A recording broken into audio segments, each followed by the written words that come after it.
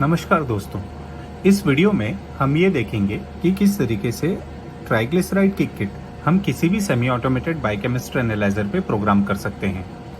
दोस्तों, इस वीडियो में हमने एनामोल लैबोरेटरीज प्राइवेट लिमिटेड द्वारा मैन्युफैक्चर किए गए किट को यूज़ किया है।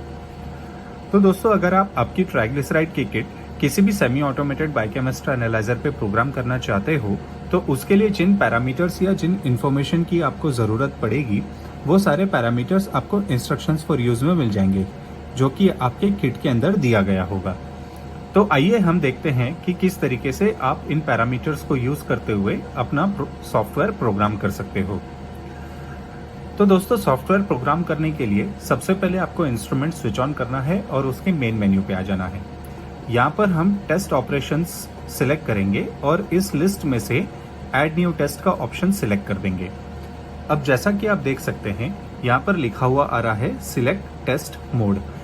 इसका ये मतलब है कि हमें यहाँ पर ये सिलेक्ट करना है कि हमारी जो ट्राइग्लिसराइड की किट है वो एंड पॉइंट मोड की है या काइनेटिक मोड की है या किसी और मोड की है। अब ये जानकारी हम इंस्ट्रक्शंस फॉर यूज में ही देख सकते हैं। यहाँ पर मैन्युफैक्चरर ने रिएक्शन टाइप के आगे एंड पॉइंट मेंशन किया है। इसका ये मतलब है कि हमारी जो किट है वो एंड पॉइंट मोड की किट है। तो इंस्ट्रक्शंस फॉर यूज के हिसाब से हम इस लिस्ट में से एंड पॉइंट सिलेक्ट कर देंगे। अब जैसा कि आप देख सकते हैं, यहाँ पर आपको बहुत सारी इंफॉर्मेशन ऐड करनी होगी। सबसे पहली इंफॉर्मेशन जो आपको यहाँ पर ऐड करनी है वो नेम ऑफ द टेस्ट की ऐड करनी है। यहाँ पर हम name of the test select कर लेंगे और आप अपनी लेबोरेटरी के हिसाब से जो भी आपके लिए सूटेबल हो वो नेम आप यहाँ पर ऐड कर सकते हैं। इस वीडियो में मैं TG नेम ऐड कर रहा हूँ। नेम ऐड करते ही आप यहाँ पर एंटर का ऑप्शन सिलेक्ट कर लीजिए और होम स्क्रीन पे आ जाइए। उसके बाद अगली इंफॉर्मेशन जो हमें यहाँ पर ऐड करनी होगी वो प्राइमरी वेवलेंथ की ऐड करनी होगी। अब ये जानकारी भी हम इंस्ट्रक्शंस फॉर यूज में देख सकते हैं। यहाँ पर मैन्युफैक्चरर ने वेवलेंथ के आगे 546 नैनोमीटर मेंशन किया है। अब ये जानकारी हम यहाँ पर एंटर कर सकते हैं। सबसे पहले हम प्राइमरी वेवलेंथ सिलेक्ट करेंगे और इस लिस्ट में से फिल्टर 1 सिलेक्ट कर देंगे और उसके बाद इस लिस्ट में से हम वो वेवलेंथ सिलेक्ट करेंगे जो हमने इंस्ट्रक्शंस फॉर यूज में पढ़ी है।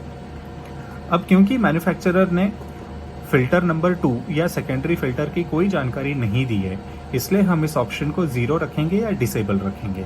इसके बाद हम एस्केप दबाकर होम स्क्रीन पे आ जाएंगे।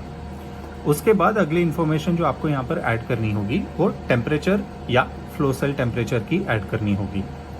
अब फ्लो सेल टेम्परेचर की जानकारी भी हम इंस्ट्रक्शंस फॉर यूज में देख सकते हैं। यहाँ पर मैन्युफैक्चरर ने फ्लो सेल टेम्परेचर के आगे 37 डिग्री सेल्सियस मेंशन किया है।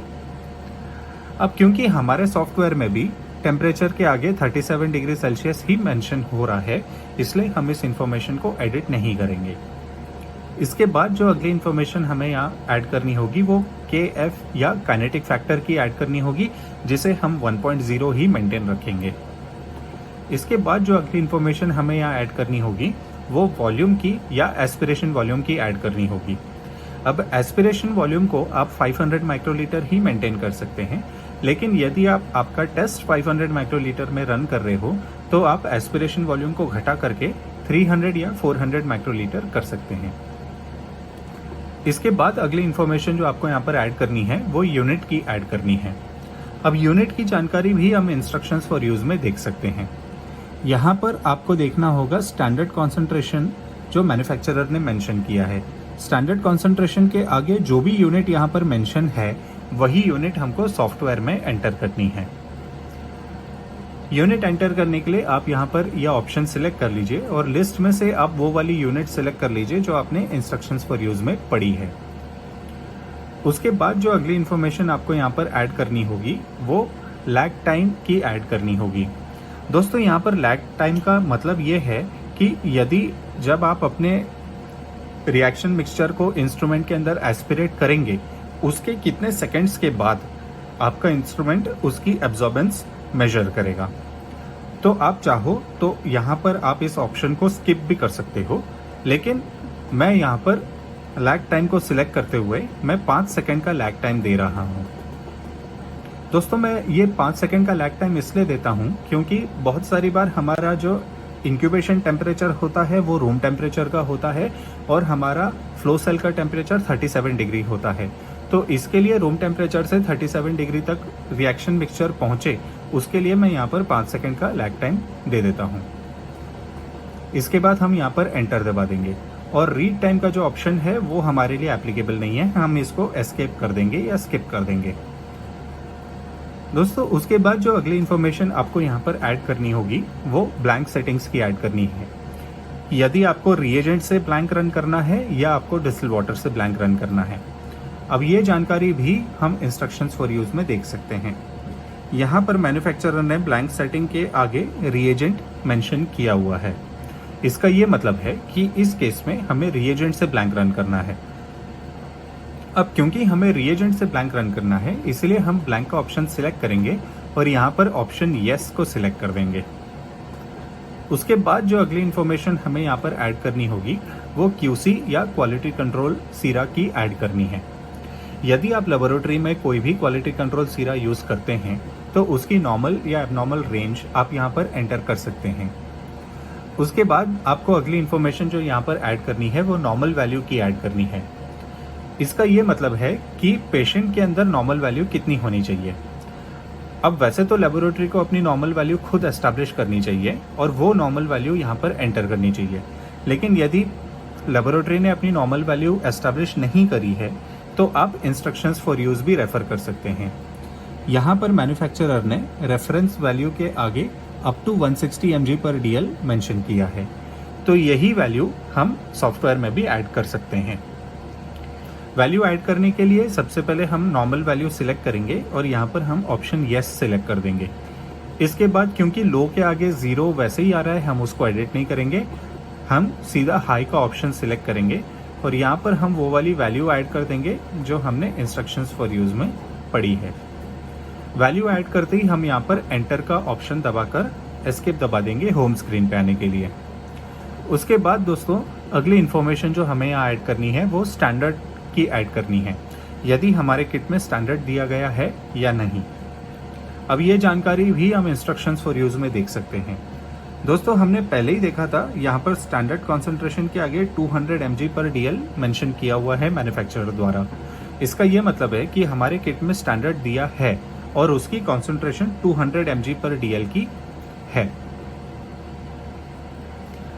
हम यहाँ पर वैल्यू ये इन्फॉर्मेशन ऐड करने के लिए हम स्टैंडर्ड का ऑप्शन दबाएंगे और यहाँ पर हम यस सिलेक्ट कर देंगे।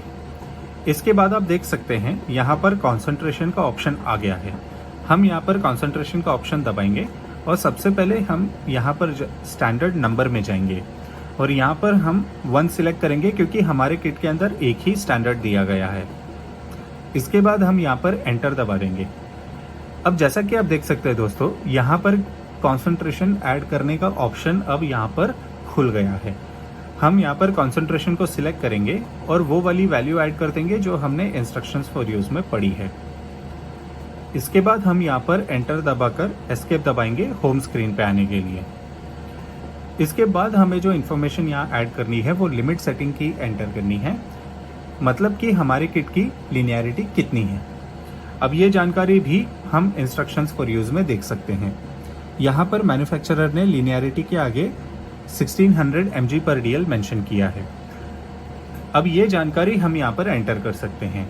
इसके लिए सबसे पहले हम लिनियरिटी का ऑप्शन सिलेक्ट करेंगे और यहाँ पर हम वो वाली लिनियरिटी एंटर कर देंगे जो हमने इंस्ट्रक्शंस फॉर यूज में पढ़ी है। वैल्यू ऐड करते ही हम यहाँ पर एंटर दबाएंगे और एस्केप दबाकर होम स्क्रीन पे आ जाएंगे। अब जैसा कि आप देख सकते हैं दोस्तों, जो भी इंफॉर्मेशन की हमें यहाँ पर ज़रूरत है वो सारी इंफॉर्मेशन हम यहाँ पर ऐड कर चुके हैं। प्रोग्राम सेव करने के लिए हम यहाँ पर सेव का बटन दबा देंगे और हमारा प्रोग्राम सॉफ्टवेयर में सेव हो चुका होगा। प्रोग्राम ओपन करने के लिए हम यहाँ पर लिस्ट टेस्ट में जाएंगे और वो वाली विंडो पे चले जाएंगे जहाँ पर हमारा प्रोग्राम सेव हुआ है। अब जैसा कि आप देख सकते हैं, यहाँ पर हमारा प्रोग्राम 87 पोजीशन पर जाकर के सेव हुआ है। प्रोग्राम को ओपन करने के लिए हम यहाँ पर सिलेक्ट दबा देंगे और यदि आप कोई भी पेशेंट का सैंपल रन करना चाहते हैं तो आप यहाँ पर रन का ऑप्शन सिलेक्ट कर लीजिए। इससे आगे इंस्ट्रूमेंट आपको गाइड कर देगा किस तरीके से आप एब्जॉर्बेंस मेजर कर सकते हैं। दोस्तों हम उम्मीद करते हैं कि ये वीडियो आपको पसंद आई होगी। अगर ये वीडियो आपको अच्छी लगी तो इसे लाइक और शेयर जरूर कीजिए, और अभी तक हमारे चैनल को अगर आपने सब्सक्राइब नहीं किया है तो आप सब्सक्राइब भी कर लीजिए। Thank you very much friends.